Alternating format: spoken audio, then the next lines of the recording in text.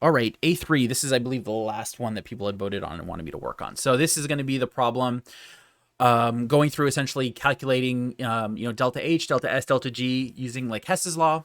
More than likely, I think the big thing that people are probably really wanting to hear my thoughts on are part A, right? So, for this is just really just like, an opportunity for you guys to spark discussion amongst your group, right? To talk about your thought process and what you think about and stuff like that, right? It's not a thing where there's like a deliberately correct answer necessarily, because if we look at this right here and we're trying to figure out just by looking at it is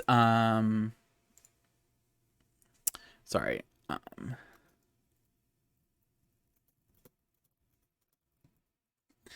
all right, I have to take a slight pause because the other class that I teach, they kind of need my assistance right now because it's the end of the semester and like things are going on. So I'm just gonna take a slight break. Actually, here, you know what? I'll just wrap this up. I'm not gonna go through and do the math really. But in terms of A, right? There's no way for you to know, because if you're looking at it and thinking about it purely from an entropy standpoint, right? You have four solids on the left, you have four solids on the right. There's no easy way to distinguish that, right? There's three solids on the right that are more complex than the solids that are on the left, but there's one that's kind of less complex, so you don't really know, you can't really judge in those regards, right? In terms of like whether the entropy is going to be winning out. And if you look at like delta H, delta formation, delta G formation, and the entropy values, right, of KCl03 and KClO4 and KCl, right, they're all kind of close, so you can't really eyeball and be like, okay, right, this is the thing that's going to win out in these scenarios, right? Because everything is just kind of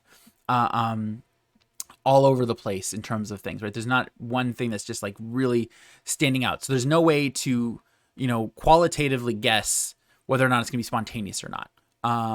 Right? There's no easy way to do it. So you have to do the math in this case, right? So there's no real easy check on learning. And so to do the math, right, all you do is just simply you add up all of the delta H formation of the products, and then you subtract out the delta H formations of the reactants. And then for delta S, right, you do the exact same thing. And then for delta G, you can either add up all of the delta G of formations that you have right there, or you can just simply use the delta G is equal to delta H minus T delta S. And stuff like that. So, but yeah, so that's, the gist right there for all of that. But yeah, I have to head out. I have to go do the thing, and it's 10:24, so I'm like at the end anyways.